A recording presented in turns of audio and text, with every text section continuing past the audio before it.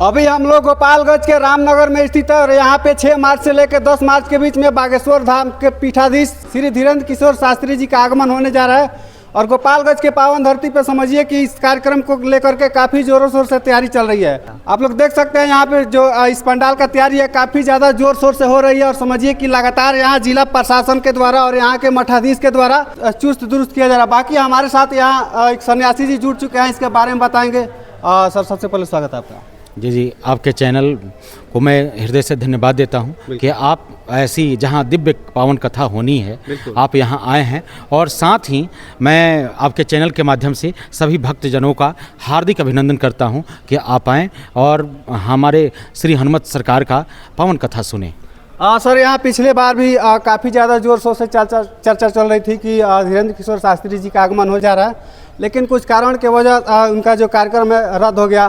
तो इस बार जो कार्यक्रम है उनका क्या सच में मतलब होने वाली है? हाँ, पिछले साल भी हम लोग आए थे यहाँ और उनकी चर्चा थी ही, उनको आना था ही, लेकिन अपरिहार्य कारणवश है ना वो नहीं आ पाए। और विभिन्न संतों का शुभ आगमन यहाँ हुआ था, जैसे महाराज श्री अनुरुद्धाचार्य जी महाराज का शुभ आगमन हुआ था।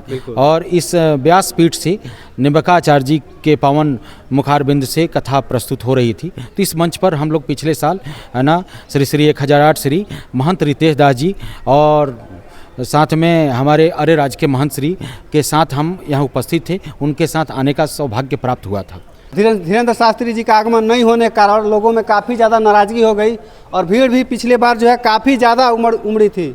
इस बार ये जो एरिया है, कितने एरिया में पंडाल बन रहा है? लगभग 60 एकड़ में। 60 एकड़ में? हाँ, 60 एकड़ में यह पंडाल निर्मित है ना। और अभी निर्माण चल ही रहा है और इतनी सुंदर व्यवस्था है, आप देख भी सकते हैं है ना। बड़ी सुंदर व्यवस्था यहाँ तय की गई है। अभी तो धूल कण उड़ रहे हैं, लेकिन ये धूल कण नहीं रहा, लगेगा कि यहाँ फर्श है एकदम। हाँ, नीचे की जो भूमि धूल दिखाई नहीं देगी। बड़ी सुंदर व्यवस्था है श्री 1008 श्री हेमंत सरन जी महाराज के माध्यम से है ना। इन्होंने बड़ी सुंदर व्यवस्था की है। और मैं पूरे जनता जनार्दन को, रामनगर की जनता और सारे जितने भी भक्तजन हैं, मैं उनको हृदय से धन्यवाद देता हूं कि आपने अपनी गोपालगंज की भूमि है ना, अर्थात यह भगवान श्री कृष्ण की भूमि है, जहां भगवान श्री कृष्ण का खुद ब खुद स्थल है ना। उस भूमि पर आप धीरेन्द्र शास्त्री जी के मुखारबिंद से है ना को कथा सुनने का मौका मिलेगा, सारे लोग सुन पाएंगे। आपको बता दें कि ये खबर जो है बिल्कुल 100% सच है, क्योंकि आप लोग सोशल मीडिया पे धीरेन्द्र किशोर शास्त्री जी का जो है उनका बात जो है सुनी होंगी। गोपालगंज में आने के लिए उन्होंने एक वीडियो क्लिप जो है छोड़ा है कि 5 मार्च से लेकर 10 मार्च के बीच में यहाँ पे रहेंगे और दिव्य दरबार भी लगाएंगे। सर, हाँ, दिव्य दरबार भी लगेगा, क्योंकि जहाँ भी जाते हैं, क्योंकि हनुमान जी की बड़ी प्रेरणा है उन पर, और हनुमान जी के कृपा पात्र वो समझ जाइए कि शिष्य हैं है ना। क्योंकि कहा जाता है ना, लोग कहते हैं कि वो चमत्कारों वाले हैं है ना, वो चमत्कार दिखाते हैं। ऐसा कुछ नहीं है, किसी व्यक्ति विशेष में चमत्कार नहीं होता। जब तक देव कृपा ना हो, जब तक ईश्वर की कृपा ना हो, तब तक आप कुछ कर ही नहीं सकते। और आपने सुना भी होगा, हनुमान चालीसा का एक पंक्ति है, अष्ट सिद्धि नवनिधि के दाता असवर दिन जानकी माता है ना। जानकी माता ने 8 सिद्धियों का और 9 निधियों का वरदान दिया है हनुमान जी को। तो हनुमान जी तो इस कलयुग के देवता भी हैं और कभी भी वो मृत नहीं होने वाले, जाने वाले नहीं हैं। संसार की रक्षा का दायित्व श्री रामचंद्र के माध्यम से उन्हें मिला है। आप पिछले साल बिहार में पटना में शायद आए थे शास्त्री जी, तो काफ़ी ज़्यादा भगदड़ हो गया था। इस बार आने वाला है गोपालगंज के पावन धरती पे, तो उनके लिए विधि व्यवस्था क्या है? सर, नहीं, आपने जो अभी बात कही थी भगदड़ की, क्योंकि जहाँ पावन कथा हो रही हो तो भगदड़ वाली बात होती नहीं, भगदड़ नहीं, भीड़ अपार भीड़ आई थी। और उस अपार भीड़ से चूँकि नियंत्रण से बाहर थी, फिर भी हम मैंने कहना चाहेंगे धीरेन्द्र शास्त्री जी को कि उन्होंने अपने मुखारबिंद से सबको कहा कि आप व्यवस्थित हो जाइए, कहीं कोई समस्या नहीं होगी, कहीं भी रहिएगा, कथा सुन सकते हैं। जिला प्रशासन मुस्तैद है? हाँ जी, जिला प्रशासन मुस्तैद है। मैंने देखा भी अभी रामनगर की यह श्री राम जानकी धाम के प्रांगण में DM, SP इत्यादि सभी जितनी प्रशासनिक अधिकारी हैं, सबकी गाड़ियाँ लगी हुई हैं और मुस्तैदी के साथ वो आकलन कर रहे हैं कि कहाँ किस तरह विधि व्यवस्था तय करनी है। 5 दिवसीय कार्यक्रम के लिए आपको बता दें कि यहाँ पे समझिए कि आपको खाने पीने का, रहने का, हर चीज़ का व्यवस्था जो है बारीकी से किया जा रहा है और लगातार इस पे काम जो है प्रतिदिन होते जा रहा है। बाकी हमारे साथ एक व्यक्ति जुड़ चुके हैं, ये भी बताएंगे। क्या नाम पड़ेगा आपका? जी नमस्कार, जय श्री राम। मेरा नाम विनोद यादव है जी।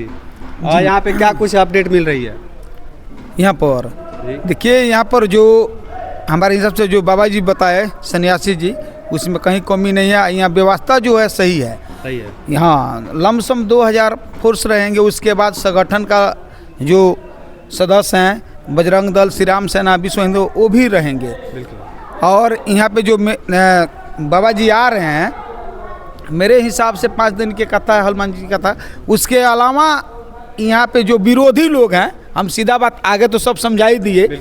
जो हमारे उनके आने पे कुछ लोग विरोध भी करेंगे कि उनके आने से क्या फायदा होगा यहाँ हाँ, पे। ये जो बोल रहे हैं वो क्या फायदा है, तो हम उनको कह रहे हैं कि तुम्हारे को फायदा नहीं, हम लोग को फायदा है। बिल्कुल। यहाँ के सनातन भाइयों को फायदा है, सनातनियों को फायदा है। हमारे देश हित में काम हो रहा है, देश हमारा आगे बढ़ रहा है। तुम लोग देश को बर्बाद करने पर लगे हो, जो विरोध कर रहे हैं। यहाँ आ रहे हैं तो उसको क्या दिक्कत है? कोई दिक्कत।